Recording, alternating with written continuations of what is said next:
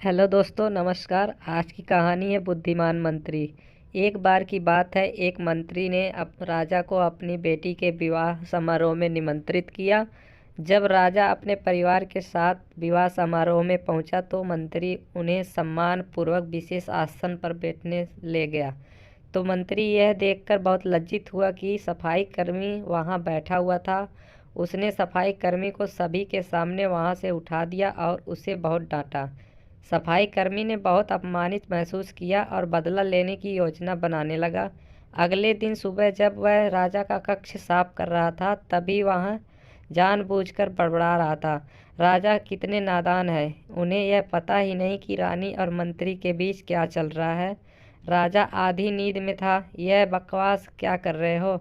उसने पूछा। महाराज, मैं पूरी रात सो नहीं पाया, मैं तो नींद में बड़बड़ा रहा था, सफाई कर्मी जवाब में बोला। हालांकि उसकी बात सुनकर राजा के मन में संदेह के बीज पड़ गए थे। राजा अब मंत्री से चिढ़ने लगा और समय समय पर अपमानित करने लगा।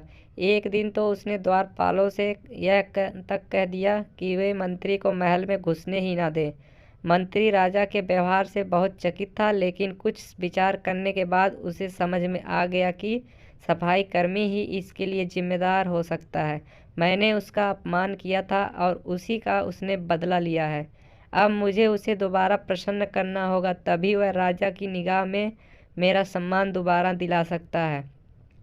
मंत्री सोचा। एक दिन उसने सफाई कर्मी को अपने घर भोजन पर निमंत्रित किया और कहा, मेरे दोस्त, मुझे क्षमा कर दो, मैंने तुम्हारा अपमान किया था, मुझे गलती का एहसास हो गया है। इन सुंदर कपड़ों को उपहार के रूप में ग्रहण करो, चलो मेरे साथ भोजन करो। सफाई कर्मी प्रसन्न हो गया। वह सोचने लगा, मंत्री तो अच्छा आदमी है, मैंने ही उस दिन गलती कर दी थी। अब सफाई कर्मी प्रसन्न था और प्रयास करने लगा कि मंत्री के बारे में राजा की धारणा बदल जाए। एक बार जब वह राजा के कक्ष में गया तो राजा सो रहा था। वह बड़बड़ाने लगा, अरे, राजा का तो दासी के साथ प्रेम संबंध है, बड़ी लज्जा की बात है। राजा ने उसका बड़बड़ाना सुनकर तो उठकर बैठ गया। राजा ने सफाई कर्मी को बहुत डांटा।